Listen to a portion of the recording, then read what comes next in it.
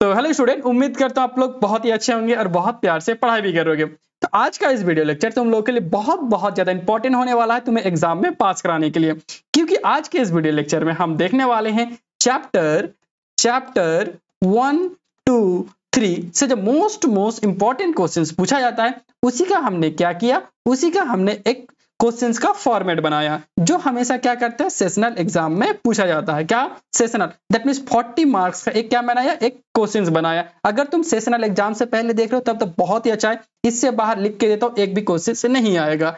अगर तुम final exam की भी प्रिपरेशन करो तो तब भी तुम्हारे लिए बहुत ज्यादा इंपॉर्टेंट होता है, क्योंकि यहां से अगर मान के चलो यूनिट 1, 2, 3 तुमने पढ़ लिया तो फार्माकोलॉजी का लगभग तुमने 50% पोर्शन तुमने खत्म कर दिया, दैट मींस क्लियर कर लिया। तो ये तो पास करने के लिए बहुत ज्यादा इंपॉर्टेंट रोल प्ले करेगा।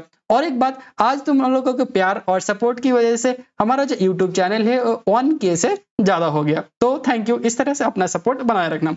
तो चलो सबसे पहले देखते हैं कि जो हमारा क्वेश्चन फॉर्मेट होता है सेशनल, वो किस तरह से बनाया जाता है या किस तरह से डिजाइन किया जाता है। तो देखो सबसे पहले तो मान के चलो तुम्हारा यूनिवर्सिटी या कॉलेज जो भी है, तो अभी हम पढ़ा रहे थे दैट मींस लर्न फार्मा, मान के चलो क्वेश्चन और क्या डिप्लोमा के लिए, और मान के चलो बैच जो होता है 25-26, और जो सेशन मान के चलो जो अभी चल रहा है 25-26, 24-26 तुम्हारा बैच था और सेशन 25-26। तो मान के चलो ये क्या है तुम्हारे फर्स्ट सेशनल एग्जाम, क्योंकि यूनिट 1, 2, 3 है तो ऑब्वियसली ये क्या होगा तुम्हारी फर्स्ट सेशनल एग्जाम होगा। और जो फर्स्ट सेशनल एग्जाम होता है वो कितना मार्क का होता है, हमारी 40 मार्क का होता है। और ये फार्माकोलॉजी मान के चलो क्या है हमारी सब्जेक्ट है। तो यहाँ पे 3 सेक्शन रहता है, एक सेक्शन 1, फिर दूसरा रहता है हमारी सेक्शन बी, और तीसरा रहता है हमारी सेक्शन सी। तो चलो सबसे पहले हम देखते हैं कि सेक्शन ए से कौन सा क्वेश्चन ऐसा है जो आने का सबसे ज्यादा चांस है। तो सबसे पहले जानो को जो सेक्शन 1 होता है यहाँ पे टोटल 10 क्वेश्चंस रहता है जिसका मार्क रहता है 1, तो 10:1 तो कितना होगा हमारा 10 मार्क। तो चलो सबसे पहले देखते हैं यहाँ से कौन सा क्वेश्चन बनने का सबसे ज्यादा चांस है। तो सबसे पहले पूछ सकता है तुम्हें कि डिफाइन फार्माकोलॉजी क्या था। तो हम सबसे पहले सारे क्वेश्चंस देख लेंगे, उसके बाद सारा आंसर के बारे में हम डिस्कस करेंगे कि इसका आंसर क्या होने वाला है। ठीक है, तो देखो सबसे पहले तो ये पूछ सकता है, उसके बाद पूछ सकता है who is the father of pharmacology, that means एक हिस्ट्री से भी पूछ सकता है। उसके बाद पूछ सकता है व्हाट इज द बायोएबिलिटी क्या था। सारा क्वेश्चन आप डिस्कस करेंगे, अभी बस क्वेश्चन देख रहे हैं। ठीक है, उसके बाद आता है तुम्हारा क्वेश्चन नंबर 4 में पूछ सकता है difference between miosis and mydriatic drugs के बारे में, दैट मींस मायोटिक और माइड्रेटिक ड्रग्स के डिफरेंस भी पूछ सकता है। उसके बाद क्वेश्चन नंबर 5 में पूछ सकता है give the on example of cholinergic drugs, जो कि बहुत ज्यादा इंपॉर्टेंट है, उसका हम पूरा एक्सप्लेनेशन देंगे। उसके बाद question number 6 what is the neurotransmitter in sympathetic nervous system, ये बहुत इंपॉर्टेंट है, इसका हम पूरा डिस्कस करेंगे। उसके बाद question number 7 define the local anaesthetic agent, local anaesthetic agent क्या होता है। उसके बाद हम देखेंगे क्वेश्चन नंबर 8 में पूछा गया what is the first path metabolism क्या होता है। Question number 9 name the 2 non steroidal anti inflammatory drugs, that means NSAID class का दो ड्रग्स के बारे में पूछा गया। उसके बाद 10 में पूछा what is the use of neuromuscular blocking agent. तो सारा जो आंसर हम डिस्कस करेंगे, अभी बस क्वेश्चंस के बारे में देख रहे हैं। उसके बाद सेक्शन बी में क्या क्या क्वेश्चन पूछ सकता है। सबसे पहले तो पूछ सकता है explain the route of drug administration. Route of drug administration क्या होता है उसका पूरा एक्सप्लेन करना पड़ेगा। उसके बाद क्वेश्चन नंबर 2 में पूछ सकता है mechanism of transport of biological membrane, that means जो हमारे एब्जॉर्प्शन होता है उसके लिए क्या क्या मैकेनिज्म होता है, इसके बारे में पूछ सकता है, जो कि बहुत ज्यादा इंपॉर्टेंट है। उसके बाद question number 2 classify the adrenergic और एंटी एडिनर्जिक ड्रग्स। ठीक है, एडिनर्जिक ड्रग्स क्या होता है और उसको रोकने के लिए, that means anti adrenergic drugs क्या होता है। तो बने रहो, सारा एक्सप्लेनेशन हम बहुत अच्छे से देखने वाले हैं। उसके बाद क्वेश्चन नंबर 3 में पूछ सकता है write a short note on local anaesthetic agent, that means local anaesthetic agent क्या होता है और उसका एग्जांपल भी क्या होता है, इसके बारे में पूछ सकता है। उसके बाद क्वेश्चन नंबर 4 में पूछ सकता है write a short note on myasthenia gravis क्या होता है, इसके बारे में पूछ सकता है। और write a short note of the NSAID क्या होता है, उसके बारे में पूरा पूछ सकते हैं। उसके बाद क्वेश्चन नंबर 3 मतलब कुछ सेक्शन नंबर में सी में कितना मार्क रहता है, एक क्वेश्चन का हमारा 5 और टोटल क्वेश्चन रहता है 3, दैट मींस हो गया हमारा 15। तो देखो टोटल 3 में से देखो यहाँ पे टोटल 4 क्वेश्चन दिया रहेगा, उसमें से टोटल तुम्हें 3 क्वेश्चंस करना पड़ेगा। तो कौन सा क्वेश्चंस आने का सबसे ज्यादा चांसेस रहता है और सबसे इंपॉर्टेंट है। तो सबसे पहले explain the details pharmacokinetic process, that means जो फार्मा के काइनेटिक्स होता है, दैट मींस एब्जॉर्प्शन होता है, डिस्ट्रीब्यूशन होता है, एक क्या होता है, इसका पूरा एक्सप्लेन करना पड़ेगा। उसके बाद question number 2 explain the mechanism actions of factor modifying drug action, that means जो हमारे ड्रग्स बॉडी में किस तरह से मैकेनिज्म, दैट मींस किस तरह से हमारे बॉडी में काम करता है, ये भी हर बार पूछता है। उसके बाद आता है question number 3। Question number 3, brief note of cholinergic drugs. Cholinergic drugs के ऊपर पूरा एक नोट्स लिखना पड़ेगा जो कि बहुत बहुत ज्यादा इंपॉर्टेंट है। उसके बाद आता है ड्रग्स यूज इन ग्लूकोमा, जो कि बहुत ज्यादा इंपॉर्टेंट, हर बार एग्जाम में पूछा जाता है। तो चलो हमने क्वेश्चंस देख लिया कि क्या क्या क्वेश्चन बन सकता है, तो उसके बाद हम देखेंगे इसका आंसर क्या क्या हो सकता है। तो सबसे पहले देखते हैं फार्माकोलॉजी, ठीक है, सेक्शन ए का देखते हैं। सेक्शन ए का हम एक्सप्लेनेशन देखते हैं। देखो डिफाइन फार्माकोलॉजी, तो फार्माकोलॉजी क्या है, एक टाइप का ब्रांच है किसका, साइंस है, जिसमें हम क्या करते हैं, ड्रग्स के बारे में स्टडी करते हैं और ड्रग्स का इफेक्ट क्या होगा हमारी बॉडी में उसके बारे में स्टडी करते हैं।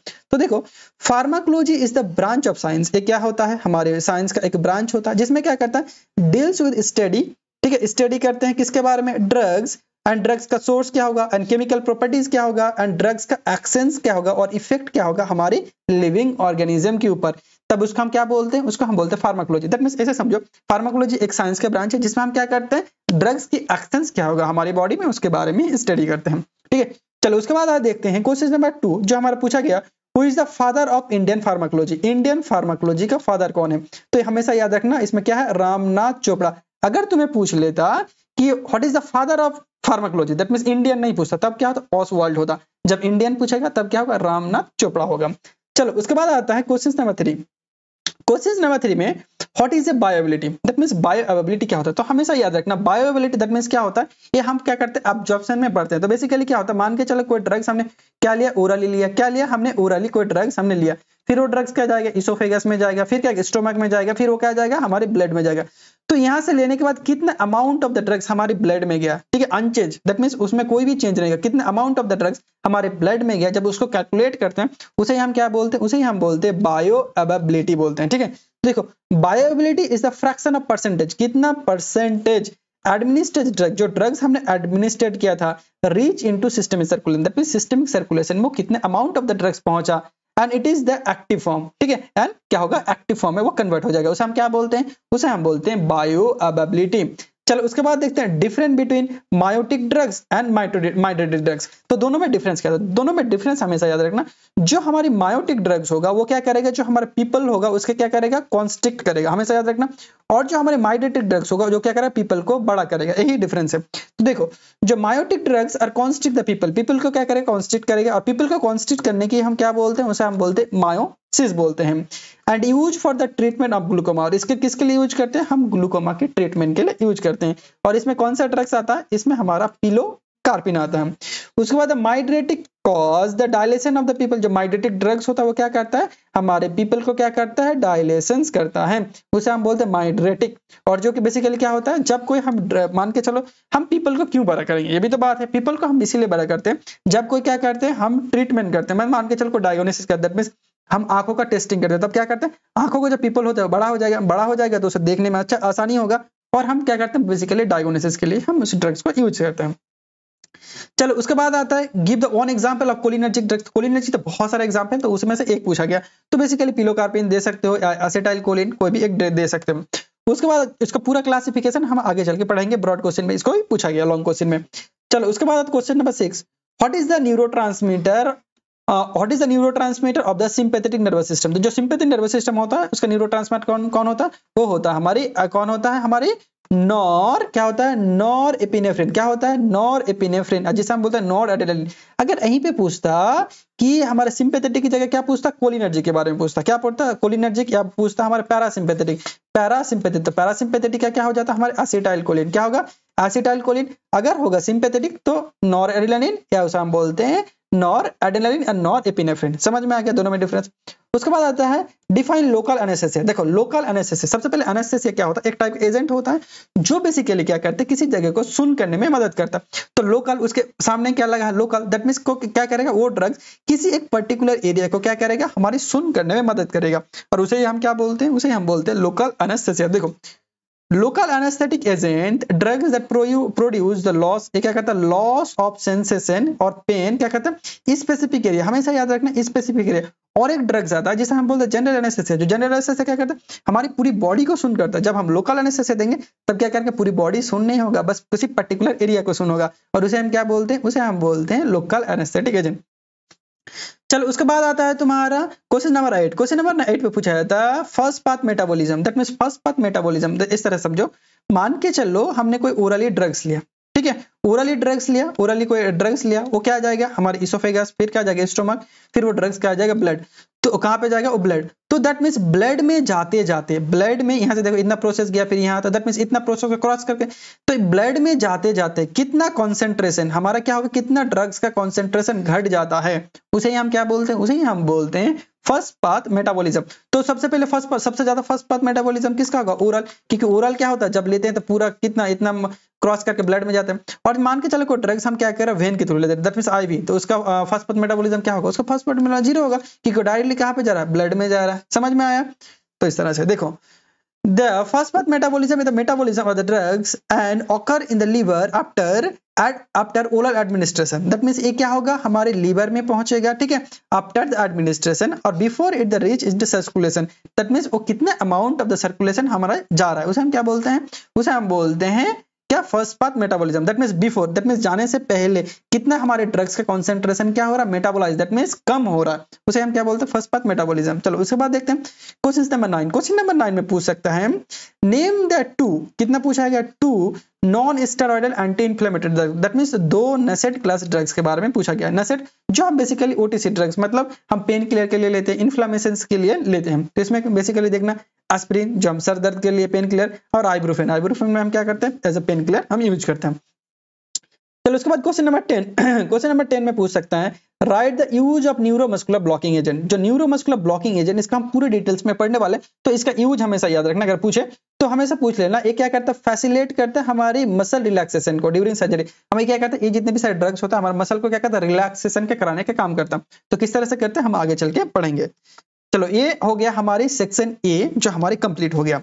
चलो उसके बाद हम देखेंगे सेक्शन बी। सेक्शन बी में फर्स्ट क्वेश्चन क्या पूछा गया था, फर्स्ट क्वेश्चन पूछा गया था explain the route of drug administration. तो सबसे पहले हमें लिखना पड़ेगा किसके बारे में, हमें रूट ऑफ ड्रग एडमिनिस्ट्रेशन क्या होता है। तो हमेशा समझो रूट ऑफ ड्रग एडमिनिस्ट्रेशन नाम में छुपा है, क्या है, रूट, दैट मींस रास्ता, कि कौन से रास्ते से हम क्या करें, किसी भी ड्रग्स को एडमिनिस्ट्रेट कर रहे हैं, कहां पे, हमारे बॉडी में, उसे हम क्या बोलते हैं, रूट ऑफ ड्रग एडमिनिस्ट्रेशन। मान के चलो कोई ड्रग्स हम ओरली ले रहे हैं तो उसका रूट कौन होगा, ओरल होगा। मान के चलो कोई ड्रग्स हम आईवी ले रहे हैं तो उसका रूट क्या होगा, आईवी होगा या पैरेंटरल होगा। समझ गए। तो कौन से रूट से हम वो ड्रग्स को ले रहे हैं उसे हम क्या बोलते हैं, रूट ऑफ ड्रग एडमिनिस्ट्रेशन। देखो वे एक क्या होता है, एक टाइप का रास्ता होता है through the in which the drugs enter in the body, जिसकी वजह से क्या होता है, ड्रग्स हमारी बॉडी में एंटर करता है और apply to the various surface. या तो हम कर सकते हैं बॉडी के अंदर ले सकते हैं, या हम कर सकते हैं ड्रग्स को हम अप्लाई कर रहे हैं, ये भी हो सकता है, ठीक है। The body is the called of the route of drug administration. इसे ही हम क्या बोलते हैं, ड्रग्स के एडमिनिस्ट्रेशन बोलते हैं, route of drug administration. That means हम किस प्रोसेस से ले रहे हैं उसे हम the route of drug administration. ये जो रूट ऑफ ड्रग एडमिनिस्ट्रेशन होता है बहुत सारी प्रॉपर्टीज के ऊपर डिपेंड करता है। मान के चलो किसी पेशेंट का क्या हो, एज बहुत कम है, दैट मींस बेबी है, तो क्या करें, उसे तो हम इंजेक्शन नहीं लगाएंगे, उसे हम तो टैबलेट नहीं देंगे, तो उस टाइम हम बेसिकली क्या करते हैं, हम बेसिकली ओरल सस्पेंशन देते हैं, ठीक है, ओरल लिक्विड हम डोजेज फॉर्म देते हैं। या मान के चलो कोई पेशेंट है जो क्या कर रहा है, ओरली ड्रग्स, हमारे बहुत एजेड पेशेंट है और जिसको क्या हो रहा है, हमारी ओरली जो ड्रग्स दे रहे हैं उसका इफेक्ट नहीं हो रहा, तो मान के हम क्या कर रहे हैं, उसको हम इंजेक्शन दे रहे हैं। और मान के चलो कोई अनकॉन्शियस पेशेंट बेहोश है तो उसको तो हम बोलेंगे नहीं भाई उठ उठ उठ ओरली ड्रग्स ले, ऐसे तो नहीं बोल सकते। तो उस टाइम हम क्या करते हैं, उसको पैरेंटल दे दें। तो ये बहुत सारे पेशेंट का कंडीशन होता है, उसके ऊपर हम डिपेंड करता है कि कौन सा ड्रग्स हम कौन सी रूट से देंगे। तो देखो अगर फैक्टर अफेक्टिंग की बात करें तो देखो सबसे पहले लगता है फिजिकल और chemical property of the drugs. तो ड्रग्स का प्रॉपर्टीज कौन सा होना चाहिए, ठीक है, या तो फिर ड्रग्स लिपिड सॉल्युबल है या ड्रग्स वाटर सॉल्युबल है, या तो हो सकता है ड्रग्स एसिडिक है या ड्रग्स बेसिक है। मान के चलो जो ड्रग्स एसिडिक होगा वो कहां पे हमारे अब्जॉर्ब होगा, स्टोमक में, और कोई ड्रग्स बेसिक है तो वो क्या होगा, हमारे इंटेस्टाइन। तो ये सारी चीजें हम आगे चल के अब्जॉर्प्शन में पढ़ेंगे, ठीक है, टेंशन मतलब। उसके बाद इमरजेंसी रूट ऑफ ड्रग। मान के चलो कोई ड्रग्स है बहुत हमें इमरजेंसी लेना है, मान के चलो बहुत इमरजेंसी लेना है, ठीक है, उसका सांस में दिक्कत हो रहा है या ब्लड बहुत ज्यादा लॉस हो रहा है, तो क्या करें, इमरजेंसी लेना है। तो इसके ऊपर भी डिपेंड करता है कि कौन सा रूट हम चॉइस करेंगे। तो इमरजेंसी लेंगे तो ओरल रूट तो लेंगे नहीं, क्योंकि ओरल रूट लेंगे तो जाएगा फिर इसोफेगस में जाएगा, फिर टूटेगा स्टमक में, फिर ब्लड में, तो बहुत लंबा प्रोसेस है। तो उस टाइम में कहते हैं पकम करके इंजेक्शन डाल देते हैं, फटम करके ठीक हो जाता है, ठीक है। तो उस टाइम क्या करते हैं, ज्यादा हम पैरेंटल रूट को प्रेफर करते हैं। उसके बाद आता है कंडीशन, पेशेंट की कंडीशंस क्या है। मान के चलो पेशेंट का कंडीशन अनकॉन्शियस है, डायरिया है, वोमिटिंग, फॉर एग्जांपल अनकॉन्शियस है, बेहोश है, इस तरह से पड़ा हुआ है, और तुम बोले ए भाई ए उठ उठ उठ, डोज ले, ऐसा थोड़ी बोलते हैं, इस तरह से हम नहीं करते। उस तरह हम क्या करते हैं, उस तरह से हम बेसिकली हम पेरेंटल ड्रग्स देते हैं। उसके बाद एज ऑफ पेशेंट को देखते हैं, वो बहुत ज्यादा एजेड है या बेबी है, तो उस तरह से हम चीजों को देखते हैं। तो चलो उसके बाद बोला है एडमिनिस्ट्रेशन को एक्सप्लेन भी करने बोला है, दैट मींस उसका क्लासिफिकेशन लिख दोगे तो बहुत अच्छे से मार्क्स मिल गया, तुम्हें मिल जाएगा। तो किस तरह से इसका क्लासिफिकेशन लिखोगे, तो देखो जो रूट ऑफ ड्रग एडमिनिस्ट्रेशन होता है बेसिकली दो टाइप का होता है, एक तो होता है लोकल रूट और दूसरा होता है हमारे systemic route. Local that means कोई ड्रग्स को जब हम क्या करें किसी पर्टिकुलर एरिया पे क्या करें, पर्टिकुलर एरिया पे ही अप्लाई कर रहे हैं, दैट मींस मान के चल टॉपिकल कोई ड्रग्स है तो क्या करें किसी एक पर्टिकुलर एरिया पे अप्लाई करें, अफेक्टेड एरिया में, सो लोकल बोलेंगे। और दूसरा आता है सिस्टमिक रूट। सिस्टमिक रूट जब कोई ड्रग्स को ले रहे हैं और ड्रग्स हमारे ब्लड में जाकर मिस रहा है तो उसे हम क्या बोलेंगे, उसे हम सिस्टमिक रूट। आज तक समझ में आ गया होगा, local that means particular area, और जब हम सिस्टमिक दैट मींस जो ड्रग्स हमारे ब्लड में जाएगा उसे हम सिस्टमिक रूट बोलते हैं। तो देखो जो लोकल रूट होता है वो भी दो टाइप का होता है, एक तो आ गया हमारे डीपर टिश्यू, ठीक है, एक तो आ गया हम एक सेकंड, चलो एक तो हो सकता है हमारी ओरल रूट जो हम क्या करते हैं ओरली लेते हैं, सॉरी एक तो हो सकता है हमारा टॉपिकल जो हम स्किन में अप्लाई करते हैं और लोकल में आ सकते हैं, एक तो आ सकता है deeper tissue that means tissue के अंदर, तो कौन सा लेते हैं हम इंट्रा आर्टिकुलर जो हम जॉइंट्स में लेते हैं, ठीक है, इंट्राथिकल जो हम सीएचएफ में लेते हैं, इंट्रेट्रोवर्बल जो हम आंख में लेते हैं, और जो क्या करता है इंट्रा आर्टेरियल जो हमारे आर्टरीज में रहते हैं, ठीक है, ये सब क्या करता है हमारी लोकल रूट में आता है। उसके बाद आता है हमारे सिस्टमिक रूट। जो सिस्टमिक रूट होता है ये भी बेसिकली दो टाइप का होता है, एक तो हमारा एंट्रल और दूसरा हो गया हमारे पैरेंट्रल। तो एंट्रल जो हमारी क्या करेगा हमारे जीआईटी, जो जीआईटी होता है उसे बाईपास कर देगा, और जो जीआईटी को क्या करेगा क्रॉस करके जाएगा, जो एंट्रल जीआईटी को क्रॉस कर जाएगा, और जो हमारे पैरेंट्रल होगा वो क्या करेगा हमारे जीआईटी को क्रॉस नहीं करेगा, दैट मींस जीआईटी को बाईपास करेगा, इसलिए बोलते हैं para enteral that means bypass करे किसको, जीआईटी को। तो देखो कौन से ड्रग्स जीआईटी होके जाता है, एक तो हमारा ओरल, ठीक है, सबलिंगुअल, रेक्टल और इनहेलेशन। ओरल जब माउथ के इसमें ले रहे हैं मुंह के, सबलिंगुअल जब कोई ड्रग्स को हम क्या कर रहे हैं अंडर द टंग के नीचे रख रहे हैं उसे हम क्या बोलते हैं सबलिंगुअल। रेक्टल जब रेक्टल रूट से लेते हैं एनस के, उसके बाद इनहेलेशन जब हम क्या करते हैं इनहेल करते हैं किसी ड्रग्स को तो इनहेलेशन हो गया। तो ये सब किसके अंदर आता है, ये सब हमारे सिस्टमिक रूट में आता है। उसके बाद आता है पैरेंट्रल बेसिकली कितना होता है इंट्रामस्कुलर, जब कोई ड्रग इंजेक्शन को क्या करता है मसल में इनपुट करते हैं, उसका सबक्यूटेनियस कुछ भी इंजेक्शन को क्या करता है सबक्यूटेनियस लेयर का स्किन का लेयर जो सबक्यूटेनियस होता है, इंट्राडर्मल जो डर्मिस स्किन के नीचे लेते हैं, और इंट्रावेनस सॉरी यहाँ पर क्या था इंट्रावेनस जो क्या कहता है वेन में लेते हैं, और इंट्राडर्मल जो हम क्या कहते हैं स्किन के नीचे लिखते हैं। अगर ये तुम पूरा लिख लियो तो 3 नंबर कंफर्म, कहीं नहीं गया। तो इस तरह से आंसर तुम लिख सकते हो। चलो उसके बाद सेकंड क्वेश्चन तुम्हें पूछ सकता है mechanism transport of biological membrane, that means biological membrane को ट्रांसपोर्ट करने के लिए कौन सा मैकेनिज्म होता है। तो देखो सबसे पहले इसके लिए हमें क्या जानना पड़ेगा, इसके लिए हमें जानना पड़ेगा एब्जॉर्प्शन क्या होता है, ठीक है। तो देखो एब्जॉर्प्शन क्या होता है, एब्जॉर्प्शन एक पार्ट होता है किसका हमारे फार्माकोकाइनेटिक्स का, क्योंकि फार्माकोकाइनेटिक्स में हम क्या पढ़ते हैं ADME that means absorption, distribution, metabolism और एक्सक्रीशंस के बारे में हम पढ़ते हैं, ठीक है। तो ये किसके अंदर आएगा, ये हमारी फार्माकोकाइनेटिक्स के अंदर है, किसके काइनेटिक्स के अंदर आएगा। और क्या होता है एब्जॉर्प्शन क्या होता है, जब कोई ड्रग्स को लिया हमने, कोई ड्रग्स को लिया, फिर ड्रग्स कहाँ गया हमारी मान के चलो इसोफेगस में गया, फिर कहाँ गया मान के चलो हमारी स्टोमक में गया, कहाँ पे गया हमारे स्टोमक, फिर स्टोमक में जाके इस तरह से टूटेगा, क्या होगा टूटेगा, फिर स्टोमक का जो क्या होगा हमारे ब्लड वेसल होगा, फिर क्या करेगा उसके जाके घुलेगा। तो क्या यहाँ से लेने के बाद जो ड्रग्स हमारे यहाँ पे जा रहा है हमारे ब्लड में जा रहा है, उसी प्रोसेस को हम क्या बोलेंगे, उसी प्रोसेस को हम बोलेंगे एब्जॉर्प्शन। तो basically absorption mechanism that means ये जो हमारे क्या होता है ब्लड वेसल्स होता है, तो इसको क्रॉस करने के लिए हमारे कौन सा मैकेनिज्म बेसिकली यूज होता है, इसके बारे में ही पूछा गया। तो चलो सबसे पहले एब्जॉर्प्शन के बारे में, absorption is a pharmacology refer to the enter the body, drugs क्या करते हैं हमारी किसमें बॉडी में एंटर करता है, दैट कहां से साइट ऑफ एडमिनिस्ट्रेशन से, वहां से लेके कहां तक जब हमारा ब्लड स्ट्रीम में जाता है, दैट मींस ब्लड में जाता है, उस प्रोसेस को हम क्या बोलते हैं, उसी प्रोसेस को हम एब्जॉर्प्शन बोलते हैं। लेकिन before it the can produce for therapeutic effect, that means तब तक वो क्या करे ब्लड में गया लेकिन क्या कर रहा अपना फार्माकोलॉजिकल एक्शन वो नहीं शो कर रहा, तब तक क्या बोलेंगे उसको, तब तक हम बोलेंगे उसको एब्जॉर्प्शन। तो देखो इसका मैकेनिज्म कौन सा होता था, इसका मैकेनिज्म बेसिकली 4 होता है, 4 मैकेनिज्म हमेशा याद रखना। एक तो होता है पैसिव डिफ्यूजन, दूसरा होता है हमारा फैसिलिटेटेड डिफ्यूजन, तीसरा हो गया हमारा एक्टिव ट्रांसपोर्ट, और चौथा हो गया एंडोसाइटोसिस और पिनोसाइटोसिस। तो चलो इसका डायग्राम समझ लो, ऑटोमेटिकली सारी चीजें समझ जाओगे। तो मान के चलो ये क्या है हमारी सेल मेम्ब्रेन है, ये क्या है हमारी सेल मेम्ब्रेन है, और ये क्या है हमारी मान के चला हाई कॉन्सेंट्रेशन है और ये हमारी क्या है लो कॉन्सेंट्रेशन है। ठीक है, तो सबसे पहले हम पैसिव डिफ्यूजन को देखते हैं। तो पैसिव डिफ्यूजन क्या होता है, हमेशा क्या होता है हमारे हाई दैट मीन जहां पे ड्रग्स ज्यादा है हाई कॉन्सेंट्रेशन से क्या होगा हमारी लो कॉन्सेंट्रेशन की तरफ आएगा। और वो जो जितने भी सारे ड्रग्स होता है वो क्या होता है हमारे लिपिड सॉल्युबल है। और जो हमारा क्या होता है बायोलॉजिकल मेम्ब्रेन होता है वो भी क्या होता है हमारे लिपिड सॉल्युबल है। तो लिपिड है देखो लिपिड और लिपिड हमेशा घुल जाता है, हमेशा घुल जाता है, तो ये इजीली क्या कर लेगा उसको क्रॉस कर लेगा। और हमेशा और एक चीज याद रखना, ये जो हम प्रिंसिपल क्या होगा इसका, तो इसका प्रिंसिपल याद रखना, ये क्या था ड्रग्स हाई से क्या लो से क्या जा रहा हाई और हाई से जा रहा लो। तो जब ड्रग्स क्या जा लो कॉन्सेंट्रेशन से कहा जाएगा हाई कॉन्सेंट्रेशन, तो उसका प्रिंसिपल क्या होगा, उसका प्रिंसिपल होगा हमारे अप हिल ट्रांसपोर्ट। उस टाइम क्या करेगा ड्रग्स को एनर्जी की जरूरत पड़ेगा।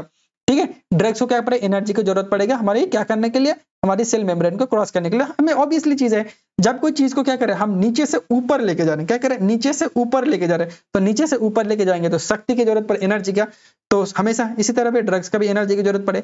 अगर कोई ड्रग्स क्या कर रहा है हमारे हाई कॉन्सेंट्रेशन से क्या आ रहा है लो कॉन्सेंट्रेशन, दैट मींस ऊपर से नीचे की तरफ आ रहा है, तो उसे हम क्या बोलेंगे, उसका हम बोलते हैं डाउन हिल ट्रांसपोर्ट, दैट नीचे की तरफ आ रहा है और इस टाइम किसी भी तरह के एनर्जी का जरूरत नहीं पड़ता। समझ में आ गया।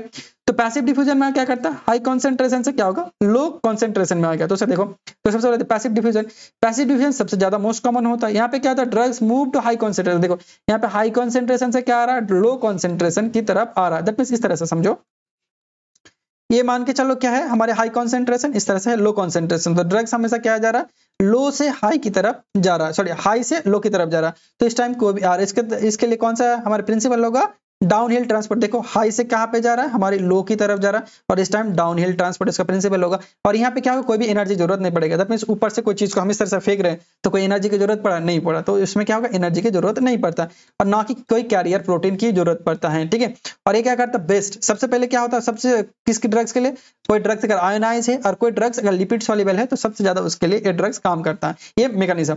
उसके बाद फैसिलिटेट सेम यही है, सेम क्या है यही है फैसिलिटेटिव की तरह, लेकिन यहाँ पे क्या होगा हमारे देखो ये क्या है हमारे प्रोटीन कैरियर प्रोटीन, ये कैरियर प्रोटीन की जरूरत पड़ता है। देखो ये मूव सेम क्या करेगा high concentration low concentration like passive diffusion.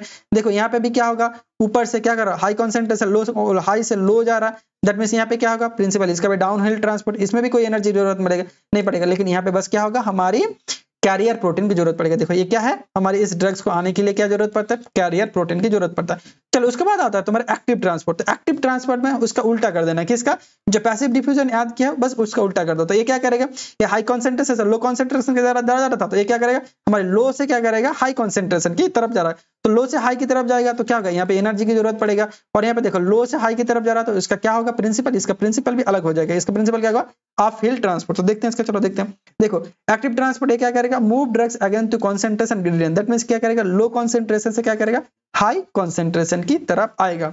ठीक है, और यहाँ पे क्या होगा जो प्रिंसिपल होगा वो क्या होगा ऑफ हिल ट्रांसपोर्ट होगा, उसमें एनर्जी कौन सा होगा और यहाँ पे एनर्जी की जरूरत पड़ेगी। हमेशा याद रखना जो हमारे एक्टिव ट्रांसपोर्ट होता है वो क्या एनर्जी की जरूरत पड़ेगी, क्यों क्योंकि वो हमें क्या कर रहा है लो से हाई की तरफ जा रहा है, दैट मींस नीचे से, दैट मींस ये इस तरह समझो ये क्या कर रहे हैं हम किसी भी ड्रग्स को क्या कर रहे हैं हम लो से क्या कर रहे हैं हाई की तरफ लेके जा रहा है, दैट मींस नीचे से क्या कर रहे हैं ऊपर की तरफ लेके जा रहा है। तो कोई भी चीज हम नीचे से जब ऊपर की तरफ लेके जाते हैं तो ऑब्वियसली क्या करता है उसे एनर्जी की जरूरत पड़ता है। और देखो यहाँ पे कैरियर की भी जरूरत पड़ेगा, एनर्जी की भी जरूरत पड़ता है। और इंपॉर्टेंट फॉर द आयोनाइज, जो ड्रग्स आयोनाइज होगा और वाटर सॉल्युबल, दैट मींस क्या होगा वो ड्रग्स ज्यादातर वाटर सॉल्युबल होगा और वहां पे क्या हो रहा है ड्रग्स लिपिड सॉल्युबल हो रहा था।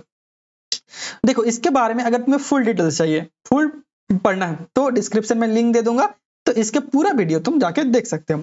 चलो उसके बाद आता है एंडोसाइटिस और पिनोसाइटिस। देखो एंडोसाइटिस और पिनोसाइटिस क्या होता है बहुत रेयर होता है। यहाँ पे क्या होता है जो सेल मेम्ब्रेन होता है उसके ऊपर क्या होता है एक टाइप का कैरियर प्रोटीन होता है, ठीक है, जिसके अंदर ड्रग्स आता है। अगर वाटर सॉल्युबल सॉलिड ड्रग्स होगा तो इनगल्प कर लेगा, वो ड्रग्स क्या कर लेगा अपने अंदर इनगल्प कर लेगा।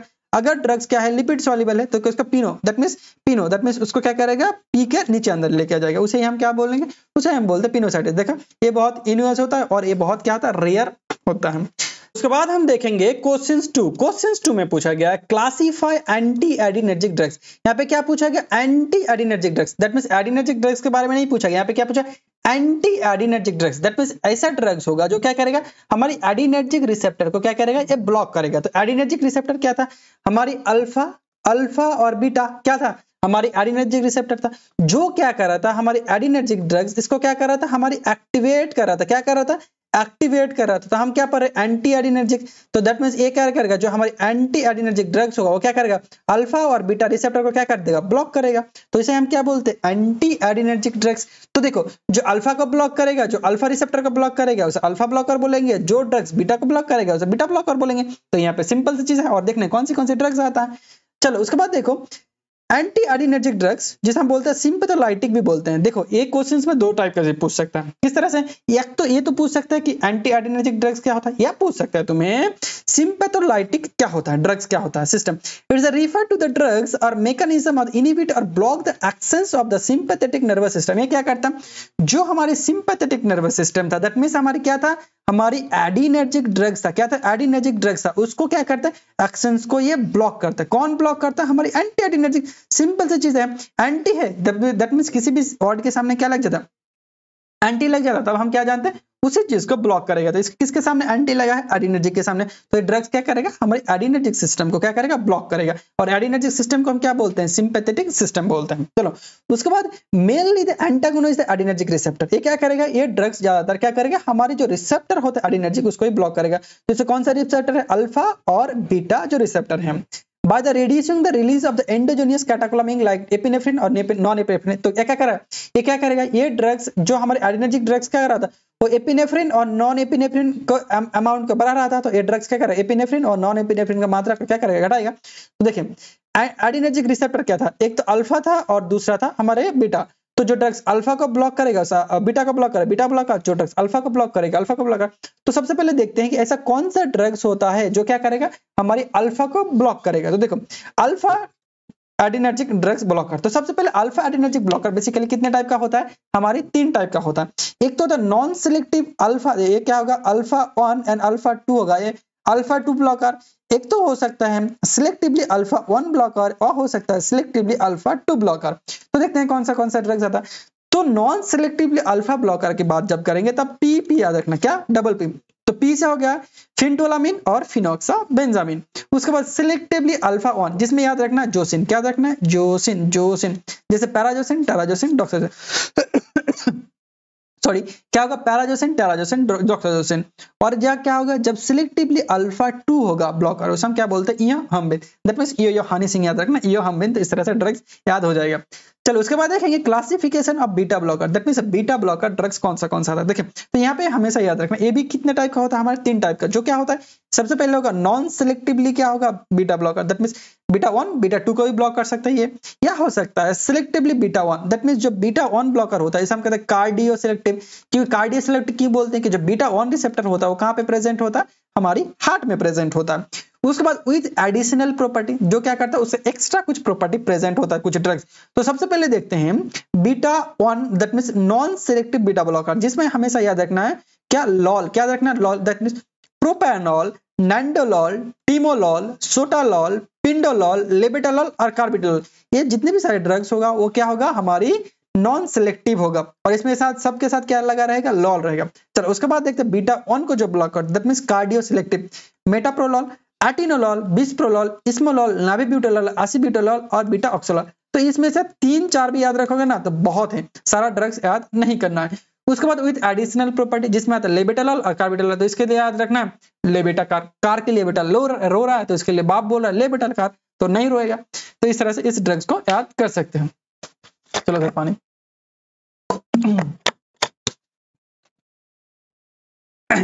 चलो उसके बाद हम देखेंगे क्वेश्चन नंबर 3। क्वेश्चन नंबर 3 में पूछा गया write a short note of local anaesthetic agent. That means यहाँ पे पूछा गया कि लोकल एनेस्थेटिक एजेंट के ऊपर क्या लिखना है, हमें नोट्स लिखना है। तो चलो सबसे पहले देखते हैं। तो लोकल एनेस्थेसिया मैंने पहले ही समझाया, वो एजेंट जो क्या करता है, सुन करता है, और local that means particular area. तो चलो देखते हैं। Anaesthesia agent that means prevent the feeling of the pain. जो हमारा पेन का फीलिंग होता है उसको क्या करता है, ये रोकने का काम करता है। कौन, हमारी एनेस्थेटिक एजेंट। और ये क्या करता है, ब्लॉक द नर्व इंपल्स। जो नर्व इंपल्स दैट मींस जो सिग्नल हमारे ब्रेन तक जा रहा था किसका, पेन का, उसको ही रोकने का काम करता है हमारी एनेस्थेटिक एजेंट। तो तो देखते हैं जो हमारे एनेस्थेसिया होता है वो बेसिकली दो टाइप का होता है, मेनली दो टाइप का होता है। एक तो आ गया हमारा लोकल एनेस्थेसिया और दूसरा आ गया जनरल एनेस्थेसिया, जिसके बारे में लोकल एनेस्थेसिया के बारे में हम पढ़ने वाले हैं। क्योंकि लोकल एनेस्थेसिया वो ड्रग्स होगा जो क्या करेगा, हमारे पर्टिकुलर जगह की सेंसेशन को क्या करेगा, ब्लॉक करेगा। लेकिन वहीं पे अगर क्या करेगा जनरल एनेस्थेसिया, वो क्या करेगा, हमारी पूरी बॉडी को सुन करने का काम करेगा। उस टाइम हम क्या हो जाएगा, बेहोश हो जाएंगे। तो चलो सबसे लोकल एनेस्थेसिया की बात करें। लोकल एनेस्थेसिया एक टाइप का क्या है, मेडिसिनल टेक्निक है, एक टाइप का प्रोसेस है, टेक्निक है, आप मेडिसिनल टेक्निक भी बोल सकते हैं, जिसमें टेम्पररी नर्व दैट मींस क्या होगा, हमारे सेंसेशन को ब्लॉक करेगा। क्या करेगा, specific part of the body, हमारी किसी बॉडी के एक स्पेसिफिक पार्ट को ये क्या करेगा, ब्लॉक करेगा। तभी इसको क्या बोले, local anaesthetic. Allowed procedure to be perform without pain, ये क्या करेगा, प्रोसीजर अप्लाई करेगा। दैट मींस प्रोसीजर होगा, दैट मींस सर्जरी होगा, क्या करेगा, विदाउट पेन। जब हम लोकल एनेस्थेसिया देते हैं तब क्या होगा, पेन नहीं होता। लेकिन यहाँ पे पेशेंट क्या रहेगा, कॉन्शियस रहेगा। तो यहाँ पे हमने क्या क्या सीखा, एक मेडिसिनल टेक्निक है, ये क्या था, टेम्पोररी क्या करता है, नम करता है। क्यों टेम्पररी करता है, ये हमेशा याद रखना। जो एनेस्थेटिक एजेंट होता है वो टेम्पररी होता है। क्यों टेम्पररी होगा, मान के चलो कोई ड्रग्स हमने दिया, तो जगह को इस जगह पे दिया और मैंने क्या किया, उसको सुन किया। सुन करने के बाद अगर तुम्हारा टेम्पररी नहीं होगा तो क्या होगा, वो उसी तरह से सुन रह जाएगा। तो क्या होना चाहिए, ऐसा तो नहीं होना चाहिए। वो ड्रग्स फिर क्या होगा, अपना जो पहले जैसे कंडीशन उसी में आ जाएगा। तो क्या होगा, टेम्पररी कुछ देर बाद क्या होगा, उसका एक्शन खत्म होना चाहिए। अगर हमेशा रह जाएगा तो बहुत दिक्कत वाली बात है, इसलिए इसे टेम्पररी बोला जाता है। चलो उसके बाद देखते हैं जनरल एनेस्थेसिया। जनरल एनेस्थेसिया क्या होता है, एक कंप्लीट लॉस ऑफ सेंसेशन। जब कोई ड्रग्स को देते हैं तब क्या होता है, हमारी पूरी बॉडी जो सेंसेशन हो जाता है वो लॉस हो जाता है। मान के चलो ये बहुत जब मेजर सर्जरी होता है, मान के चलो हार्ट ट्रांसप्लांट हो रहा है, ठीक है, किडनी ट्रांसप्लांट हो रहा है, उस टाइम क्या करते हैं, हम पूरी बॉडी को सुन करते हैं। दैट मींस उस टाइम हम जनरल एनेस्थेसिया ड्रग्स यूज करेंगे। तो चलो सबसे पहले देखते हैं लोकल एनेस्थेटिक एजेंट क्या होता है। तो इसको हम एक ट्रिक्स के साथ याद करेंगे। तो मान के चलो क्या है, छोटी, ठीक है, छोटी क्या है, पीसी, छोटी पीसी क्या कर रहा था, आईपीएल देख रही थी। क्या देख रही है, आईपीएल देख रही थी। कब तक, लॉन्ग टाइम तक, ठीक है, लॉन्ग टाइम तक। क्यों देख रही थी, क्योंकि उसको विराट कोहली पसंद है। क्योंकि वो क्या है, विराट कोहली पसंद है। छोटी पीसी आईपीएल देख रही थी लंबे टाइम तक क्योंकि उसे विराट कोहली पसंद है। तो चलो इसको किस शॉट को किस तरह से याद कर सकते हैं, इस ट्रिक्स को देखो। छोटी से देखो, ये जो सबसे पहले जान लो, ये जो लोकल एनेस्थेसिया होता है बेसिकली दो टाइप का होता है। एक तो होता है इंजेक्टेबल और दूसरा होता है surface anaesthesia. Injectable that means जो इंजेक्शन के थ्रू लेंगे, सरफेस जिसे हम टॉपिकली अप्लाई करेंगे। जो इंजेक्टेबल होता है वो तीन टाइप का होता है। एक तो शॉर्ट ड्यूरेशन एक्शन, इंटरमीडिएट और लॉन्ग। तो देखो किस तरह से हम इंजेक्टेबल एनेस्थेसिया को याद कर सकते हैं। तो छोटी से याद रखना शॉर्ट ड्यूरेशन, छोटी से क्या याद रखना शॉर्ट ड्यूरेशन, और पीसी से याद रखना प्रोकेन, और क्या था, क्लोरोप्रोकेन। उसके बाद क्या क्या था, वो क्या देख रही थी, आईपीएल देख रही थी। आई से हो गया इंटरमीडिएट, पी से हो गया प्रीलोकेन, और एल से हो गया हमारे लीडोकेन। उसके बाद क्या कर रही थी, लंबे टाइम तक देख रही थी। तो लॉन्ग ड्यूरेशन एक्शन क्यों देख रही थी, क्योंकि विराट कोहली खेल रहा था। तो बी से हो गया बी से हो गया बुफिवाकेन, आर से रोफिवाकेन, और टी से टेट्राकेन। इस तरह से याद कर सकते हो। छोटी पीसी आईपीएल देख रही थी लंबे टाइम तक क्योंकि वहां पे विराट कोहली खेल रहा था, ठीक है। चलो उसके बाद surface anaesthesia, that means surface पे अप्लाई करते हैं। ये बेसिकली दो टाइप, एक सॉल्युबल दूसरा इनसॉल्युबल। और सॉल्युबल में याद रखना टीएलसी, जो इसमें हम क्या कहते हैं, क्रोमेटोग्राफी करते हैं। तो टी से टेट्राकेन, एल से लिग्नोकेन, और सी से कोकेन। उसके बाद इनसॉल्युबल का याद रखना बीबी, क्या याद रखना बीबी, तो बेंजोकेन और ब्यूटाइल अमीनो बेंजोइट। तो इस तरह से पूरे ड्रग्स को याद कर सकते हो। और इसको लिखोगे 3 नंबर 100% देगा, कुछ भी काटने की हिम्मत ही नहीं है। चलो उसके बाद देखते हैं क्वेश्चन नंबर 4। क्वेश्चन नंबर 4 में पूछा गया, write a short note on myasthenia gravis. Myasthenia gravis के बारे में शॉर्ट नोट लिखो। तो सबसे पहले जानो ये मिस्थेनिया ग्राविस क्या होता है। तो मिस्थेनिया ग्राविस जो होता है, जब क्या होता है, हमारे जो वॉलेंट्री मसल्स होता है वो क्या हो जाता है, वीक हो जाता है। दैट मींस जो वॉलेंट्री मसल, दैट मींस क्या हो, जिसमें हम बात कर रहे हैं, जो आई का मसल्स होता है, जिस तरह से हम इस तरह से लिख रहे हैं, बात कर रहे हैं, ठीक है, ये सब क्या है, हमारी वॉलेंट्री मसल, जिसको हम कंट्रोल कर सकते हैं। तो ये क्या हो जाता है, हमारी बहुत ज्यादा वीक हो जाता है। क्यों वीक हो जाता है, ये जो हमारा क्या होता है, मिस्थेनिया ग्राविस डिजीज होता है, ऑटोनोमिक डिसऑर्डर। क्या होता है, ये एक टाइप का ऑटो इम्यूनो डिसऑर्डर होता है। दैट मींस हमारी बॉडी में जो प्रेजेंट क्या होता है, एंटीबॉडी बॉडीज होता है, वो क्या करता है, हमारी बॉडी में जो प्रेजेंट क्या होता है, हेल्दी सेल्स होता है, उसको डिस्ट्रॉय कर देता है। दैट मींस यहाँ पे क्या होता है, जो हमारी कोलिनर्जिक ड्रग्स है, that means acetyl choline release होगा। दैट मींस किस तरह से होता है, देखो ये क्या होता है, ये मान के चलो क्या है, हमारे प्री साइनेप्टिक एपोसाइनेप्टिक। तो यहाँ से क्या होता है, एसिटाइल कोलिन रिलीज होता है और क्या अपने रिसेप्टर में जाके बाइंड करता है। तो ये तो नॉर्मल कंडीशन, जिसकी वजह से क्या होता था, हमारी मसल क्या हो रहा था, कॉन्ट्रैक्ट हो रहा था। तो यहाँ पे क्या कर रहा था, जो हमारे क्या करता है, एसिटाइल कोलिन यहाँ पे बाइंड हो रहा था। एसिटाइल कोलिन बाइंड होने की वजह से क्या होता है, मसल कॉन्ट्रैक्शन होता। तो ये क्या तो ये क्या करेगा, तो एसिटाइल कोलिन होगा उसको क्या करता है, रिप्लेस कर देगा। क्या कर देगा, रिप्लेस कर देगा। और ये क्या करेगा, एसिटाइल कोलिन की जगह पे जाके बाइंड हो जाएगा। जिसकी वजह से क्या होगा, हमारे एसिटाइल कोलिन क्या होगा, बाइंड नहीं हो पाएगा। अगर एसिटाइल कोलिन बाइंड नहीं हो पाएगा तो क्या होगा, हमारा जो मसल्स होगा धीरे धीरे वीक होने लगेगा। तो इसी को हम बोलते हैं मिस्थेनिया ग्राविस। तो देखो मिस्थेनिया ग्राविस जिसे हम बोलते हैं एमजी इज द क्रोनिक, ये क्या होता है, एक टाइप का क्रोनिक जो लंबे टाइम तक चलता है, एक टाइप का क्या होता है, ऑटो इम्यूनो डिसऑर्डर होता है। ये क्या करता है, हमारे antibody destroy the communication between the nerve impulse, that means एक नर्व और मसल्स, दैट मींस ये क्या था, हमारे न्यूरॉन्स था और ये क्या था, हमारे मसल्स था। तो दोनों के बीच में क्या रहा था, कम्युनिकेट हो रहा था, और दोनों कम्युनिकेट को क्या कर रहा है, डिस्ट्रॉय कर देता है, जिसकी वजह से क्या होता है, हमारा जो मसल्स होता है वो बहुत ज्यादा वीक हो जाता है, और इसी को बोलते हैं मिस्थेनिया ग्राविस। और मिस्थेनिया ग्राविस अफेक्टेड द वॉलेंटरी मसल, जो हमारे वॉलेंटरी मसल्स होता है उसे, दैट मींस जो हम क्या कर सकते अपने हिसाब से चला सकते हैं, वो क्या हो जाता है, हमारा वीक हो जाता है। The body specially of the control, जो हमारे क्या करते हैं, वॉलेंटरी मसल किसको कंट्रोल करते हैं, आई, जो आई हो गया, माउथ हो गया, थ्रोट हो गया, और हो गया लिम्स हो गया। It is the auto immuno disease, ये क्या है, एक टाइप का ऑटो इम्यूनो डिजीज होता है, मैंने पहले ही बोल दिया ऑटो इम्यूनो डिजीज क्या होता है। और ये क्या करता है, अफेक्टेड करता है 1% को, ठीक है, 10,000 में से किसी एक पर्सन को क्या करता है, अफेक्ट करता है, ठीक है। जिसमें क्या होता है, देखो जिसमें क्या होता है, the number of neuromuscular receptor, जो एनएम रिसेप्टर क्या होता है, एनएम निको NM, that means NM receptor कहां प्रेजेंट होता है, हमारा न्यूरोमस्कुलर जंक्शन। तो देखो ये क्या है, हमारा न्यूरॉन्स है, और ये क्या है, मसल्स है, और दोनों के बीच में क्या प्रेजेंट होता है, न्यूरोमस्कुलर जंक्शन। तो न्यूरोमस्कुलर जंक्शन को क्या कर देता है, हमारा डिस्ट्रॉय कर देता है, ठीक है, जिसकी वजह से रिड्यूस हो जाता है हमारा, क्या हो जाता है, रिड्यूस हो जाता है हमारा निकोटिनिक रिसेप्टर, और इसे हम क्या बोलते हैं, इसे हम बोलते हैं मिस्थेनिया ग्राविस। और मिस्थेनिया ग्राविस का side effect, that means effect, symptoms क्या दिखाई देगा, अगर हो जाएगा किसी को तो उसका सिम्टम्स क्या क्या दिखाई देगा, देखो ड्रॉपिंग आई, जो हमारे आई का देखो पीपल्स है, वो क्या हो जाए, जो आई का क्या है, हमारी ये वाला मसल्स है, वो क्या आ जाएगा, नीचे की तरफ आ जाएगा, ठीक है। उसके बाद वो अगर इस तरह से हो जाएगा तो क्या होगा, जो हमारा विजन होगा डबल होने दिखेगा। डिफिकल्ट मास्किंग, दैट मींस हम हंस रहे हैं, रो रहे हैं, तो क्या होगा, जो फेशियल एक्सपीरियंस है वो क्या हो जाएगा, वो नहीं कर पाएंगे, क्योंकि क्या होगा, हमारा वॉलंटरी मसल इफेक्ट हो जा रहा है। उसके बाद प्रॉब्लम टू च्यूएबल, हम क्या जब खाते हैं किसी चीज को, किसकी वजह से खाते हैं, हमारे वॉलंटरी मसल की वजह से, तो क्या हो जाता है, यहाँ पे वॉलंटरी मसल से क्या हो जाता है, खराब हो जाता है, तो हम अच्छे से चबा भी नहीं पाते कोई खाने को। इंपेयर स्पीच, हम अच्छे से बात भी नहीं कर पाते, ठीक है। उसके बाद क्या होता है, हमारा वीकनेस हो जाता है, आर्म लेग और ये सब इंपेयर हो जाता है। तो shortness of breath, difficult of breath, और क्या होता है, हमें सांस लेने में बहुत ज्यादा दिक्कत होता है। तो चलो इसके लिए हम देखते हैं कौन सा ड्रग्स को यूज कर सकते हैं। तो सबसे पहले क्या होता है, एसिटाइल कोलिन का मात्रा घट गया, क्यों घट गया, क्योंकि वहां पे एंटीबॉडी बाइंड हो गया। तो एसिटाइल को बढ़ाने के लिए कौन सा ड्रग्स देते हैं, एसिटाइल कोलिन स्ट्रेस इनहिबिटर। जो एसिटाइल कोलिन स्ट्रेस इनहिबिटर क्या करता है, जो हमारी एंजाइम रहता है कोलिन स्ट्रेस एंजाइम, उसको क्या करता है, ब्लॉक कर देता है, और जिसकी वजह से क्या होता है, हमारी एसिटाइल कोलिन बढ़ जाता है। तो कौन सा ड्रग्स होता है, न्यूस्टिग्मिन और पाइडोस्टिग्मिन। उसके बाद कॉर्टिकोस्टेरॉइड में प्रेडनिसोलोन याद रखना। उसके बाद इम्यूनोसप्रेसेंट, क्योंकि एंटीबॉडी बहुत ज्यादा बढ़ गया तो उसको सप्रेस करने के लिए कौन सा ड्रग्स देते हैं, आजाथियोप्रिन। उसके बाद मोनोक्लोनल एंटीबॉडी में इक्लोजुमैब आता है। उसके बाद अदर में क्या था, रोटॉक्सिमाब और एफेड्रिन यूज करते हैं। तो अगर ये लिखोगे तो 3 नंबर कहीं पे भी नहीं गया, ठीक है। तो इस तरह से आंसर लिख सकते हो। चलो उसके बाद मोस्ट इंपॉर्टेंट एक क्वेश्चन हमेशा ही पूछा जाता है कि शॉर्ट नोट ऑन नसेट, नसेट के ऊपर एक शॉर्ट नोट लिखो। तो नसेट का फुल फॉर्म क्या है, नसेट का फुल फॉर्म सबसे पहले लिख देना, non steroidal anti inflammatory drugs. That means वो ड्रग्स जो क्या करेगा, हमारे इन्फ्लेमेशन के विरुद्ध काम करेगा। तो इन्फ्लेमेशन क्या होता है, इन्फ्लेमेशन होता है हमारा पेन हो जाना, स्वेलिंग हो जाना, बर्न हो जाना, रेडनेस हो जाना, ये सब को हम क्या बोलते हैं, ये सब को हम बोलते हैं इन्फ्लेमेशन। और इसको ठीक करने के लिए जो ड्रग्स हम यूज करेंगे उसे हम क्या बोलते हैं, नसेट। और ड्रग्स हम हमेशा अपने घर में यूज करते हैं। तो देखो ये जो नसेट ड्रग्स होता है वो क्या करता है, देखो ये ऐसा ड्रग्स होता है जो सबसे ज्यादा यूज होता है। ये क्या करता है, हमारा पेन को रिलीव करता है, रेड्यूस इन्फ्लेमेशन, और क्या करता है, हमारे फीवर को भी ठीक करता है। और एक टाइप का क्या होता है, OTC drugs, over the counter drugs. That means जो ड्रग्स को लेने के लिए हमें कोई भी प्रेस्क्रिप्शन की जरूरत नहीं पड़ता। तो चलो सबसे पहले देखते हैं जो हमारा नसेट ड्रग्स होता है वो क्या करता है।